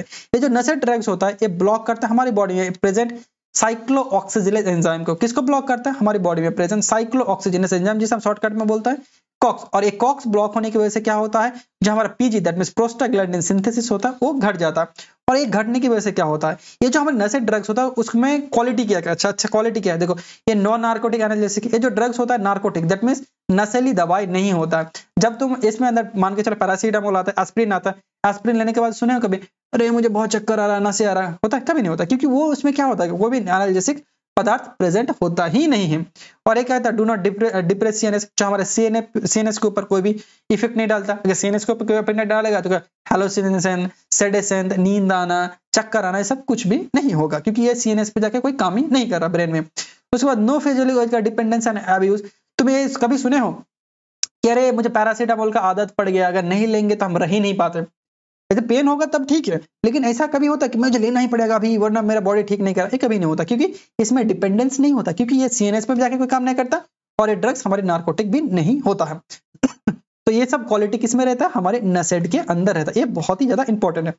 चलो ये हमारा जो क्या कर रहा था, पीजी को क्या कर रहा था, घटा रहा, और किसको क्या कर रहा है, कॉक्स को ब्लॉक करता। किस तरह से कॉक्स को ब्लॉक करता, तो मान के चलो क्या होता है जब हमारा कोई जगह है तो उसमें मैंने क्या किया, पेन घुसाया, ठीक है, इस तरह से मारा, तो यहाँ पे क्या होता है, मेम्ब्रेन फॉस्फोलाइजेशन होता है, और मेम्ब्रेन फॉस्फोलाइजेशन होने की वजह से क्या होता है, जब हमारा पेन होता है वहां पे क्या रिलीज होता है, हमारी एराकिटोनिक एसिड रिलीज होता है। क्या रिलीज होता है, हमारे की एराकिटोनिक एसिड रिलीज होता है। फिर जो एराकिटोनिक एसिड होता है किसको स्टिमुलेट करता है, हमारी कॉक्स एंजाइम को स्टिमुलेट करता है। फिर जो कॉक्स एंजाइम होता है ये क्या करता है, हमारे प्रोस्टाग्लैंडिन सिंथेसिस को क्या करता है, ये बढ़ाता है। क्या करता है, बढ़ाता है। और प्रोस्टाग्लैंडिन अगर बढ़ाएगा तो क्या होगा, अगर कॉक्स ऑन, देखो ये कॉक्स दो टाइप का होता है, एक कॉक्स ऑन है और कॉक्स 2 है। अगर कॉक्स ऑन क्या करेगा, प्रोस्टाग्लैंडिन सिंथेसिस को बढ़ाएगा तो क्या करेगा, गैस्ट्रिक सिक्रेशन को बढ़ा देगा, ब्लड फ्लो को बढ़ा देगा, प्लेटलेट एग्रीगेशन को बढ़ा देगा, ठीक है। अगर कॉक्स 2 प्रोस्टाग्लैंडिन के सिंथेसिस को बढ़ाएगा तो क्या करेगा, हमारे पेन, फीवर और इन्फ्लेमेशन को ये बढ़ा देता। तो हम क्या करेंगे ताकि ये जो हमारा प्रोस्टाग्लैंडिन बढ़ रहा है उसको घटा सकते हैं, तो हम ऑब्वियसली चीज है जो कॉक्स 1 है उसको ब्लॉक कर देंगे, कॉक्स 2 को ब्लॉक कर देंगे। अगर कॉक्स 1 और कॉक्स 2 को ब्लॉक कर देंगे तो क्या होगा, जो प्रोस्टाग्लैंडिन का सिंथेसिस हो रहा है वो नहीं होगा, और नहीं होगा तो जो हमारे एसिड सिक्रेशन हो रहा है वो भी नहीं होगा, जो हमारा पेन हो रहा था ये भी नहीं होगा। तो जो हमारे नशे ड्रग्स होता है वो क्या करता है, हमारी कॉक्स ऑन और कॉक्स 2 का क्या करता है, ब्लॉक करने का काम करता है। तो यही लिखा देखो, it is the NSAID drugs act of the, क्या करता है, हमारा COX that means COX enzyme को क्या करता है, ब्लॉक करता है, जिसकी वजह से हमारा जो प्रोस्टाग्लैंडिन होता है वो भी रिलीज कम होता है। तो चलो इसमें कौन सा ड्रग्स आता है जो बेसिकली सबसे इंपॉर्टेंट है, तो यहाँ पे बेसिकली 4 टाइप का ड्रग्स आता है। एक तो आता है नॉन सेलेक्टिव कॉक्स इनहिबिटर, जो क्या करता है COX one and COX 2, COX one and COX 2 दोनों को क्या कर सकते हैं, ब्लॉक कर सकता है। जिसके अंदर आता है सैलिसिलिक एसिड सब क्लास, सैलिसिलेट एसिड के अंदर कौन सा, एस्पिरिन। अगर ये सब क्लास याद रखना है तो रख सकते हो, ना तो डायरेक्टली आ सकते हो, जैसे आइब्रूफेन, नेप्रोक्सिन और कीटोलोरैक। उसके बाद और कौन सा ड्रग्स आता है, उसके बाद मीफेनिक एसिड आता है, और कौन सा आता है, पायरोक्सिकेम, टिनोक्सिकेम, कीटोलोरैक, इंडोमिथासिन और फिनाइल ब्यूटाजोन। उसके बाद आप प्रेफरेंशियल कॉक्स 2, ये क्या करता है, ज्यादातर कॉक्स 2 को ही ब्लॉक करेगा, लेकिन ये क्या कर सकता है, कॉक्स ऑन को भी क्या कर सकता है, ये ब्लॉक कर सकता है। जैसे कौन सा ड्रग्स, निमोसलाइड आ गया तुम्हारा, डिक्लोफेनाक आ गया, एसिक्लोफेनाक आ गया और मिलॉक्सिडिन, ये सब ड्रग्स कभी ना कभी नाम सुने ही होगे तुम लोग। उसके बाद सिलेक्टिवली कॉक्स 2, दैट मींस ऐसा ड्रग जो क्या करेगा, सिलेक्टिवली कॉक्स 2 को ही ब्लॉक करेगा। जैसे हो गया तुम्हारा सिलोकॉक्सिब, इट्रोकॉक्सिब और पैराकॉक्सिब। उसके बाद एनाल्जेसिक एंटीपायरेटिक, जिसमें आता है पैरासीटामोल, और पैरासीटामोल का हमारा क्या है, हमारा जो केमिकल नेम होता है वो क्या आता है, एसिटोएमिनोफेन। और कौन सा ड्रग्स आता है, नापोनिफोपैम, ठीक है। ये सब ड्रग्स किसके अंदर आता है, हमारे नसेड के अंदर आता है। तो क्या होता है, यहाँ पे खत्म होता है हमारे सेक्शन 2। अगर सेक्शन 2 तक कंप्लीट कर लिया तो बहुत इंपॉर्टेंट क्वेश्चन तुमने कवर कर लिया। अब हम देखेंगे section 3, that means section C. और सेक्शन सी में हम क्या आता है, एक एक क्वेश्चन का मार्क क्या होता है, हमारी 5 नंबर का होता है, और 3 रहता है, ठीक है। और 5 नंबर है तो थोड़ा डिटेल्स में भी लिखना पड़ेगा। तो चलो डिटेल्सली हर ड्रग्स को हम क्या करेंगे, एक्सप्लेन करेंगे, ताकि ये जो तुम्हारा 3 यूनिट है वो तीनों यूनिट यहाँ पे ही कंप्लीट हो जाएगा। तो बहुत इंपॉर्टेंट है, लास्ट तक देखना एग्जाम में अगर पास होना है तो। चलो इसमें फर्स्ट क्वेश्चन में क्या पूछा गया, explain the pharmacokinetic process. That means pharmacokinetic क्या क्या प्रोसेस है, अब्जॉर्प्शन, डिस्ट्रीब्यूशन है, मेटाबॉलिज्म है और एक्सक्रीशन है। ये चारों प्रोसेस को क्या बोला है, एक्सप्लेन करने के लिए बोला है, फार्माकोकाइनेटिक्स को एक्सप्लेन करने को बोला है। तो फार्माकोकाइनेटिक सबसे पहले क्या जान लेते हैं, फार्माकोकाइनेटिक वो है जब वो प्रोसेस हो तो जिसमें अंदर क्या करते हैं, ड्रग्स हमारी बॉडी के अंदर ट्रैवल कर रहा है, ठीक है। सबसे पहले क्या अब्जॉर्प्शन हो रहा, डिस्ट्रीब्यूशन हो रहा, मेटाबॉलिज्म हो रहा और एक्सक्रीशन हो रहा, ठीक है। तो ये क्या कर रहा है, देखो फार्माकोकाइनेटिक। और एक चीज है, हाँ ठीक है, एक मिनट देखो, इसको अगर तोड़ोगे तो क्या लिखा रहेगा, देखो एक तो है फार्मा दैट मींस हम हमेशा जानते हैं ड्रग्स, और काइनेटिक्स 2 वर्ड मिलकर बना है, क्या है, काइनेटिक्स। और काइनेटिक्स दैट मींस मूवमेंट, यहाँ पे नाम में ही छुपा है, दैट मींस ड्रग्स का मूवमेंट कहाँ पे, हमारी बॉडी में। देखो pharmacokinetics is a quantitative study, ठीक है, एंड ड्रग्स मूवमेंट, ये क्या होगा, हमारे ड्रग्स का मूवमेंट होगा थ्रू आउट द बॉडी, हमारी पूरी बॉडी में किस तरह से उसका मूवमेंट होगा, किसके बारे में कहाँ पे पढ़ते हैं हम, फार्माकोकाइनेटिक्स में पढ़ते हैं। देखो it is the study of the process of absorption, distribution, metabolism और एक्सक्रीशन इन द बॉडी। ये कौन सा प्रोसेस होता है, एब्जॉर्प्शन, डिस्ट्रीब्यूशन, मेटाबॉलिज्म, एक्सक्रीशन होता है। The absorption, distribution process, metabolism and excretion, all the involved and the passes the cell membrane, ये सब क्या करता है, हमारे सेल मेम्ब्रेन को क्रॉस करके हमारे सेल के अंदर जाता है ड्रग्स। तो देखते हैं, सबसे पहले देखते हैं एब्जॉर्प्शन। तो देखो एब्जॉर्प्शन क्या होता है, मान के चलो कोई ड्रग्स है, ठीक है, मान के चलो कोई ड्रग्स है, और ड्रग्स हमने कहाँ लिया, ओरली लिया, ठीक है, ध्यान से सुनना बहुत इंपॉर्टेंट है। ओरली कोई ड्रग्स को हमने लिया, ठीक है, ओरली, फिर वो ड्रग्स कहाँ जाएगा, इसोफेगस में जाएगा, इसोफेगस से स्टोमक में जाएगा, मान के चलो ये क्या है, हमारी स्टोमक है जस्ट एग्जांपल। तो वहां पे जाके क्या करेगा, वो टूटेगा, टूटने के बाद क्या होगा, जो हमारे स्टोमक का क्या है, ब्लड वेसल्स है, उसके अंदर जो घुलेगा। तो यहाँ से लेकर ये जो पूरा प्रोसेस होता है, वो प्रोसेस को हम क्या बोलते हैं, ब्लड से पहुंचने से पहले जो स्टेज, ब्लड में पहुंचने के बाद जो प्रोसेस होता है, मतलब ड्रग्स में जो ड्रग्स हमारे ब्लड में पहुंच रहा है, ठीक है, उस प्रोसेस को हम क्या बोलेंगे, उस प्रोसेस को हम बोलते हैं एब्जॉर्प्शन। क्या बोलते हैं, एब्जॉर्प्शन। तो देखो क्या होता है, absorption is the pharmacological refer to the drugs enter body from the site of administration that में ब्लड स्प्रेड, दैट मींस जहां से हम ड्रग्स को लिया वहां से लेके, दैट मींस ओरल से लिया, वहां से लेके जो ड्रग्स हमारे ब्लड में पहुंच रहा है, उसी प्रोसेस को हम क्या बोलते हैं, absorption. And before the therapeutic effect, that means effect होने से पहले। And absorption is the first step of pharmacokinetics. और एब्जॉर्प्शन क्या होता है, हमारे फार्माकोकाइनेटिक्स का सबसे पहला स्टेप होता है। देखो ADME, तो सबसे पहला स्टेप कौन हो गया, एब्जॉर्प्शन हो गया। And the distribution, metabolism and excretion, उसके बाद डिस्ट्रीब्यूशन होता है, मेटाबॉलिज्म एंड एक्सक्रीशन बाद में होता है। It is involve of the movement of the site of drug site of administration to हमारे systemic circulation. Drugs site of administration, that means जहां से ड्रग्स को ले रहे वहां से लेके हम ब्लड में जा रहे हैं, उसी प्रोसेस को हम क्या बोलते हैं, उसी प्रोसेस को हम एब्जॉर्प्शन बोले। तो एब्जॉर्प्शन होगा कहाँ, तो देखो अगर वो ड्रग्स क्या है, एसिडिक है, तो उसका एब्जॉर्प्शन होगा हमारे स्टोमक में। कहाँ पे होगा, स्टोमक में। अगर वो ड्रग्स बेसिक है तो उसका एब्जॉर्प्शन कहाँ होगा, हमारे स्मॉल इंटेस्टाइन में होगा। तो हमेशा याद रखना। चलो उसके बाद हम देखते हैं डिस्ट्रीब्यूशन। तो क्या हुआ, ड्रग्स हमने लिया था, स्टोमक में आया था, छोटे छोटे पार्ट में टूटा था, टूटने के बाद क्या हुआ था, वो ड्रग्स हमारी ब्लड में आया था। कहाँ पे, ब्लड में आया था। इस प्रोसेस को हम क्या बोले थे, एब्जॉर्प्शन बोले थे। अब क्या होगा, ब्लड क्या है, हमारे एक टाइप का कनेक्टिव टिश्यू, क्या है, कनेक्टिव टिश्यू। तो ब्लड से कहाँ पे जाएगा, मान के चलो हार्ट में जरूरत है ड्रग्स को, हार्ट के लिए लिया था, तो ड्रग्स कहाँ पे जाएगा, हमारी site of action, that means जहां पे ड्रग्स का जरूरत है वहां पे पहुंचेगा। और उस प्रोसेस को हम क्या बोलते हैं, उस प्रोसेस को हम बोलते हैं डिस्ट्रीब्यूशन। तो देखिए, distribution is a phenomena to process the drugs move the blood stream into the tissue, that means वो ऑर्गन तक पहुंचेगा, टिश्यू में पहुंचेगा, ठीक है। And there is the absorption. उसके बाद ये क्या होता है, आफ्टर द एब्जॉर्प्शन, एब्जॉर्प्शन होने के बाद ये प्रोसेस है। It is the key part of the pharmacokinetics, pharmacokinetics का बहुत इंपॉर्टेंट पार्ट होता है, इंक्लूड द एब्जॉर्प्शन और मेटाबॉलिज्म, ठीक है। तो हो गया। उसके बाद मेटाबॉलिज्म, ड्रग्स कहाँ चला गया, हमारे जहां पे पहुंचना था या चाहे था वहां पे पहुंच गया। उसके बाद क्या होगा, ड्रग्स को तो बॉडी से बाहर भी होना है, ठीक है। तो उसके लिए क्या करेगा, ये जो ड्रग्स होगा वो क्या करेगा, हमारी केमिकल चेंजेस करेगा। क्या करेगा, हमारी केमिकल का चेंजेस करेगा। क्या करेगा, हमारे केमिकल का चेंजेस। क्यों केमिकल का चेंजेस करेगा, केमिकल का चेंजेस करेगा तभी तो ड्रग्स हमारे बॉडी से बाहर आएगा। अगर केमिकल चेंजेस नहीं करेगा तो जैसा केमिकल था वो अगर वैसे ही रहेगा तो बॉडी में रह जाएगा, तो बाहर कैसे जाएगा। तो उसको अगर बाहर करना है तो केमिकल का चेंजेस करना होगा। और केमिकल चेंजेस करता कौन है, हमारी मेटाबॉलिज्म। तो देखो मेटाबॉलिज्म को क्या बोलते हैं, बायो ट्रांसफॉर्मेशन बोलते हैं, जिसमें क्या होता है, केमिकल ऑल्टरनेशन होता है, दैट मींस केमिकल का चेंजेस होता है। In the drugs convert to non polar to polar, that means कोई ड्रग्स नॉन पोलर है तो पोलर में कन्वर्ट होगा। एंड कंपाउंड अगर क्या है, पोलर तो क्या होगा, लिपिड सॉल्युबल कन्वर्ट में क्या होगा, कंपाउंड में कन्वर्ट होगा। देखो इसका होने का मतलब क्या है, दैट मींस बायो ट्रांसफर होने में मतलब क्या है, दैट मींस क्यों हमें बायो ट्रांसफॉर्मेशन जरूरी है। तो क्या होता है, जब लिपिड सॉल्युबल ड्रग्स होता है वो किस में ट्रांसफर होता है, वाटर सॉल्युबल।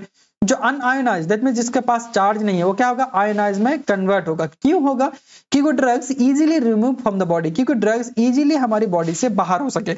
इसके लिए क्या जरूरी है, हमें मेटाबॉलिज्म बहुत जरूरी है। उसके बाद हम टाइप ऑफ मेटाबॉलिज्म, जो मेटाबॉलिज्म होता है किसका कितना टाइप होता है, इसका बेसिकली दो टाइप का होता है। एक तो बोलते हैं फेज ऑन रिएक्शन और दूसरा बोलते हैं फेज टू रिएक्शन। देखो जो सबसे पहले ड्रग्स आया, ड्रग्स सबसे पहले कहाँ जाता है, हमारे फेज ऑन रिएक्शन में जाता है, ठीक है। फिर क्या होता है, ड्रग्स इनएक्टिव होता है, ठीक है। उसके बाद ड्रग्स एक्सक्रीशन हो जाता है। और ड्रग्स का कुछ पार्ट होता है जो क्या करता है, इनएक्टिव नहीं होता, वो एक्टिव ही रह जाता है। फिर वो कहा जाता है हमारे फेज टू के अंदर जाता है। देखो एक होगा फेज ऑन और एक फेज टू। फिर फेज टू में जाएगा, फेज टू में जाने के बाद क्या हो जाएगा, इनएक्टिव हो जाएगा, फिर हमारी बॉडी में निकल जाएगा। देखो फेज टू बेस ज्यादा इंपॉर्टेंट होता है, क्योंकि यहाँ पे क्या होता है, हमारी बॉडी का कुछ एंजाइम प्रेजेंट होता है। क्या होता है, एंजाइम प्रेजेंट होता है, वो इसके साथ क्या हो जाता है, ऐड हो जाता है। इसीलिए फेज ऑन रिएक्शन का हम क्या बोलते हैं, कॉन्जुगेशन रिएक्शन बोलते हैं, क्योंकि यहाँ से क्या हो जाता है, हमारी एंजाइम ऐड होता है।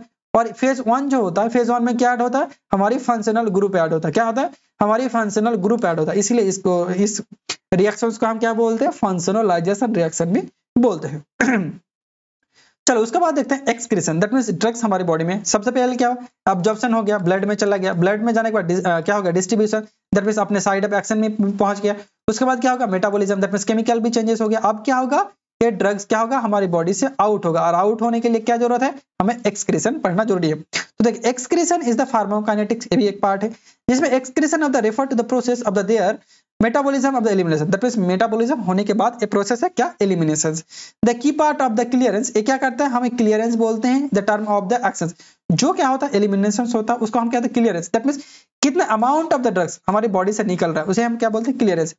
The excretion of the needed, the termination of the pharmacological action, that means जब कोई ड्रग्स अपना फार्माकोलॉजिकल एक्शन हो जाता है उसके बाद क्या होता है, ड्रग्स को बॉडी से बाहर होना बहुत जरूरी है।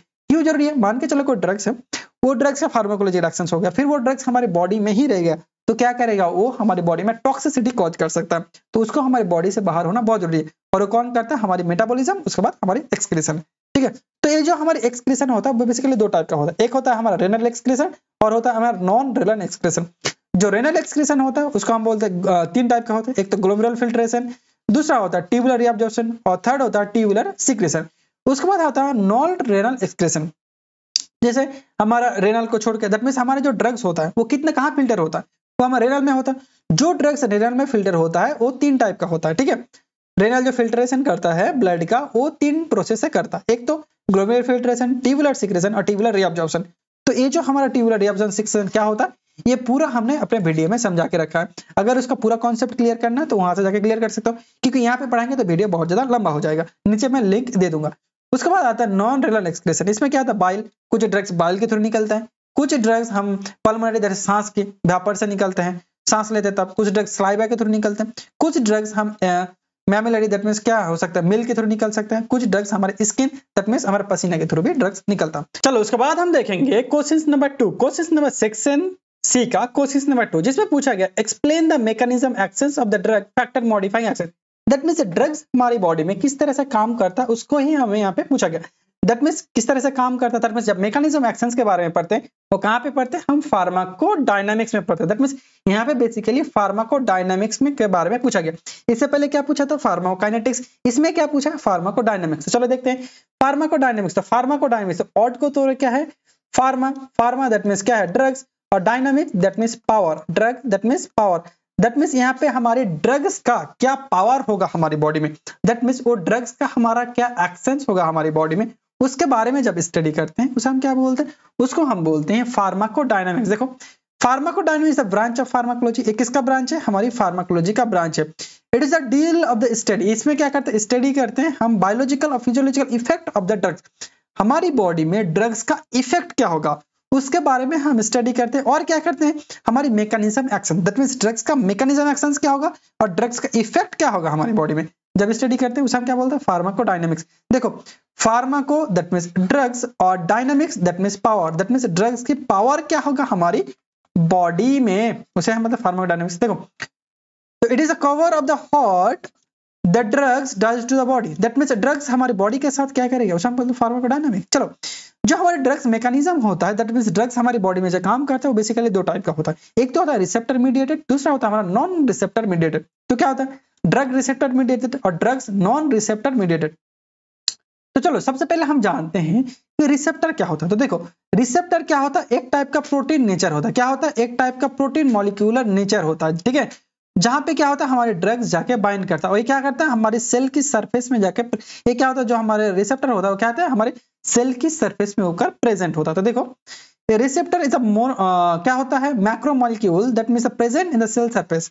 ये क्या होता है सेल सरफेस में प्रेजेंट होता है, साइटोप्लाज्म में प्रेजेंट होता है, या तो कभी कभी या रेयर क्या भी न्यूक्लियस में प्रेजेंट होता है, दैट मींस सेल के अंदर। और drugs bind to the receptor, क्या करता है ड्रग्स क्या करता है रिसेप्टर के साथ बाइंड करता है, फिर क्या करता है अपना रिस्पॉन्स शो करता है।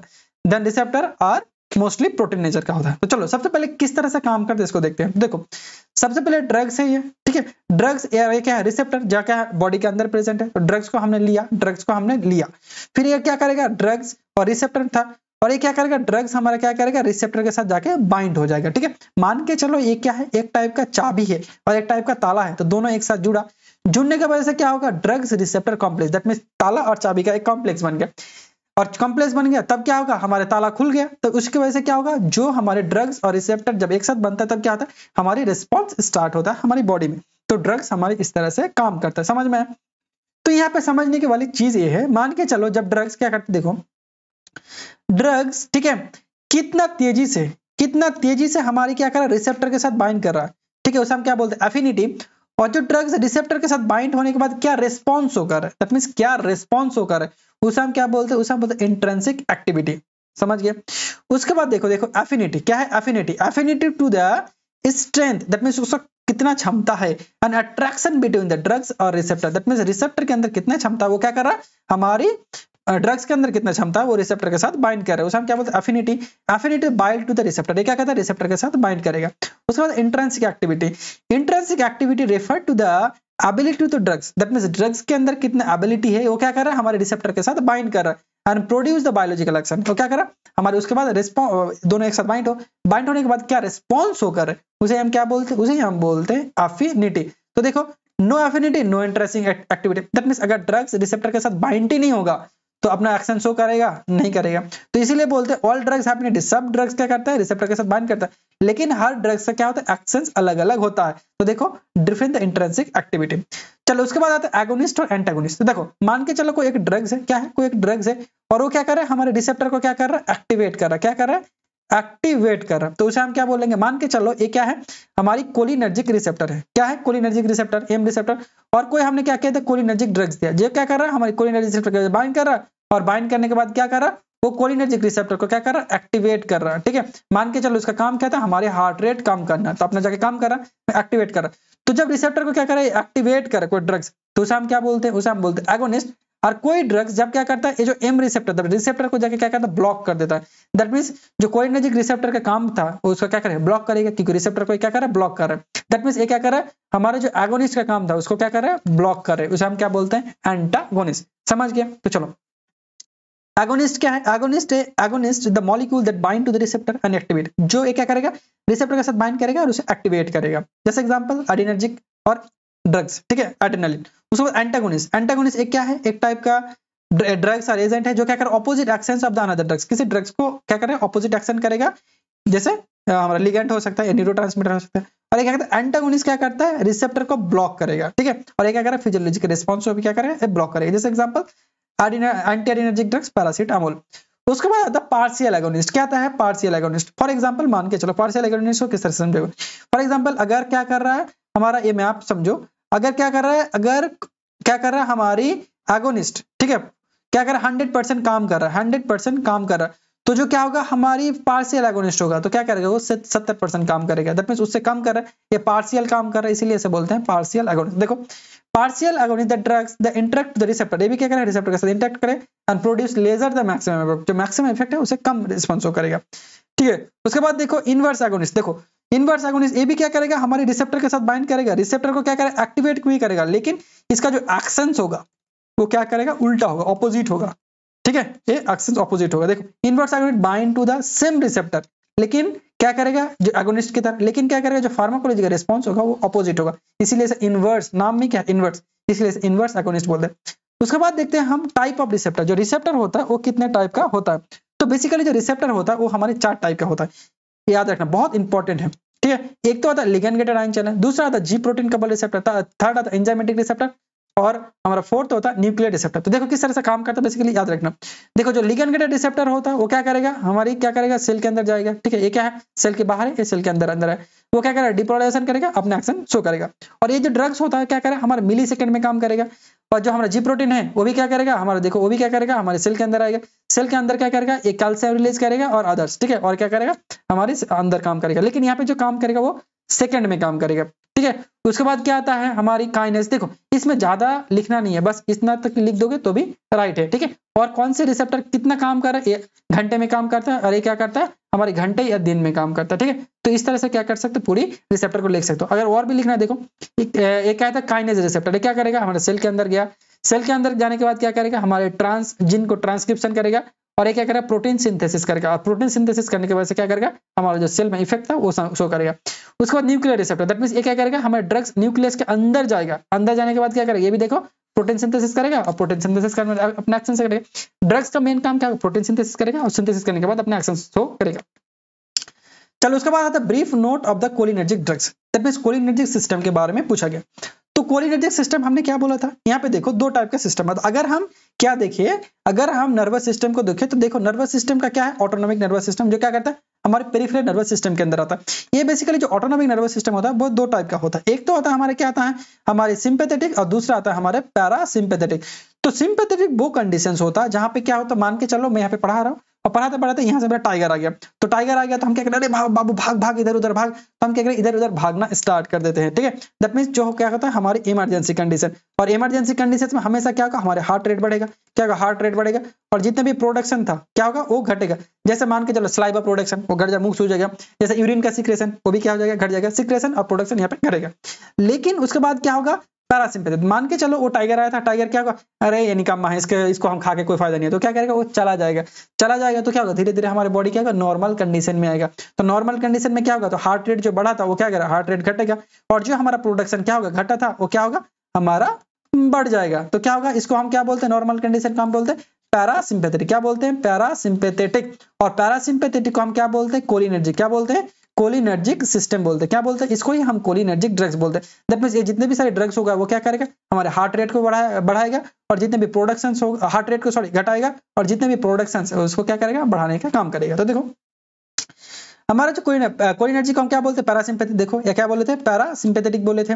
नर्वस सिस्टम होता है ऑन द को ऑटोनॉमिक नर्वस सिस्टम, एक किसका पार्ट है, मैंने पहले बोल दिया ऑटोनॉमिक नर्वस सिस्टम है, एक कंट्रोल करेगा इनवॉलेंटरी, दैट मींस क्या करेगा, इनवॉलेंटरी, जो प्रोसेस हमारी क्या है हाथ में नहीं है, दैट मींस इसको हम कंट्रोल नहीं कर सकते। जैसे फॉर एग्जांपल मान के चलो हार्ट रेट को हम कंट्रोल कर सकते नहीं कर सकते, तो ये क्या करेगा, हार्ट रेट को क्या करेगा, ये हमारे घटाने का काम करेगा, ठीक है। एंड बॉडी प्रोसेस, ठीक है। उसके बाद देखो इट इज द रिस्पांस, क्या कहता है, rest and digest, that means ये नॉर्मल कंडीशन है बाबू, कोई रेस्ट कोई टेंशन ही नहीं है, rest and digest, and responsible help to conserve energy and homeostasis, ये क्या करता है, हमारी बॉडी में एनर्जी को स्टोर करके रखता है, और क्या करता है, हमारी बॉडी को मेंटेन करने की मदद करता है। नॉन स्टेटफुल कंडीशन, जहां पे कोई भी डर और चिंता की बात नहीं होता। उसके बाद पैरासिम्पैथिक नर्वस सिस्टम, जिसका मेन न्यूरोट्रांसमीटर होता है वो एसिटाइलकोलिन, इसका जो न्यूरोट्रांसमीटर होता है एसिटाइलकोलिन।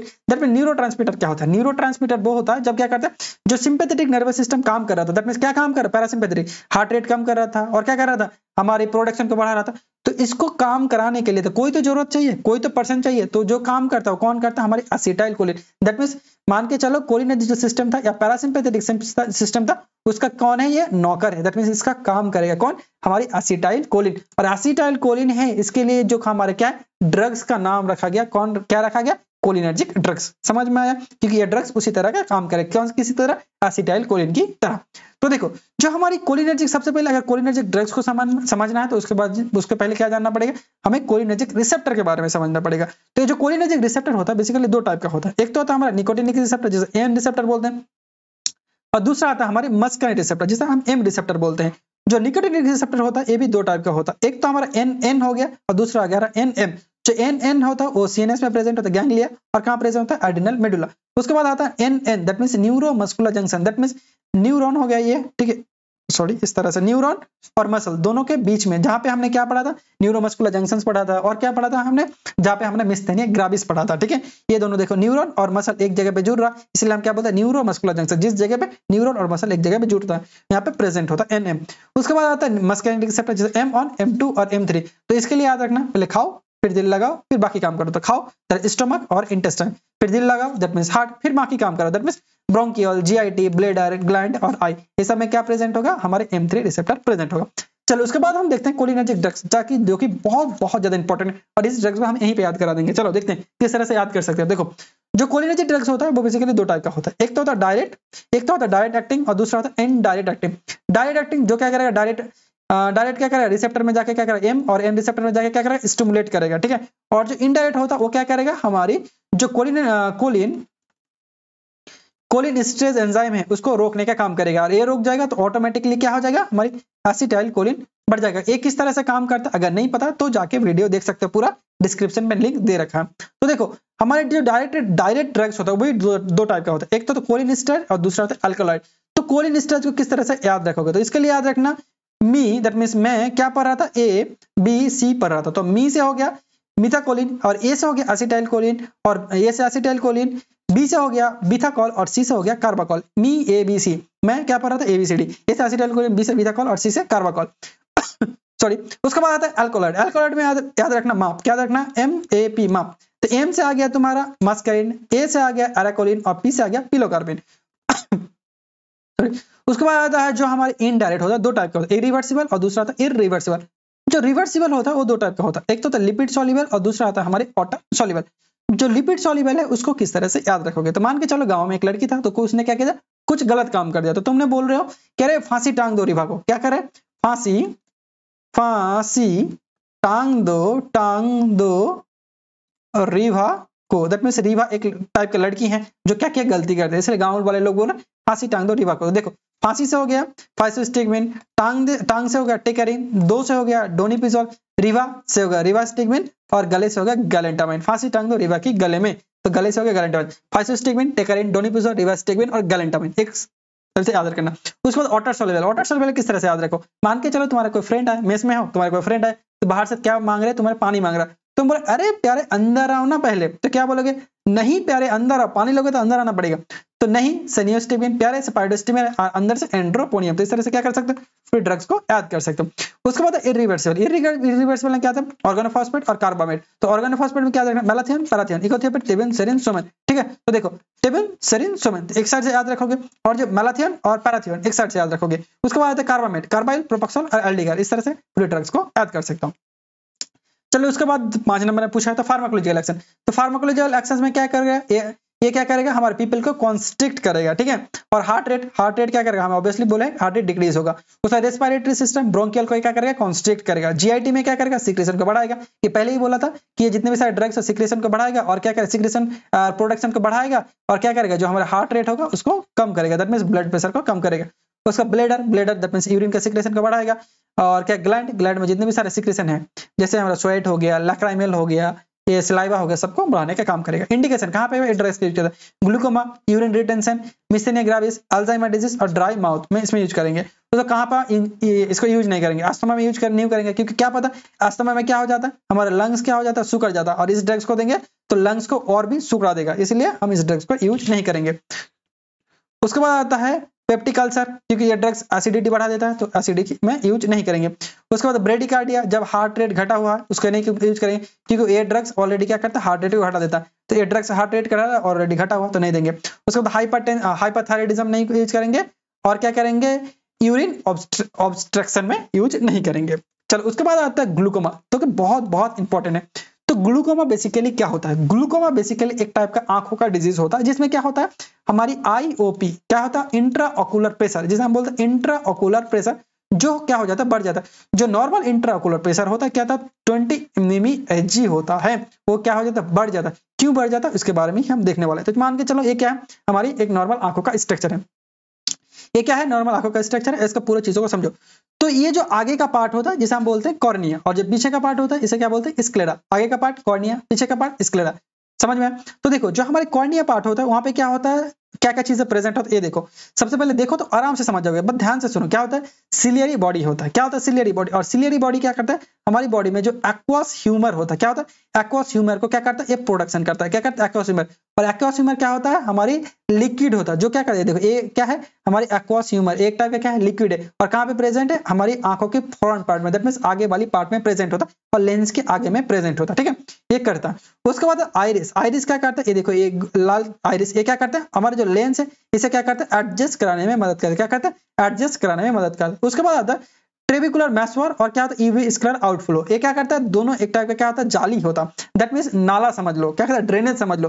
क्या करता है ड्रेनेज, जो हमारे एक्वस ह्यूमर प्रोडक्शन कर रहा था कॉल्ड सिलियरी बॉडी, वो क्या कर रहा है, इसको हमारी आंखों से बाहर करने की मदद करेगा। अगर ये बाहर नहीं होगा तो क्या है, ज्यादा हो जाएगा, प्रोडक्शन ज्यादा हो जाएगा तो प्रेशर अप्लाई करेगा, तो क्या करता है, ये बाहर करने में मदद करता है।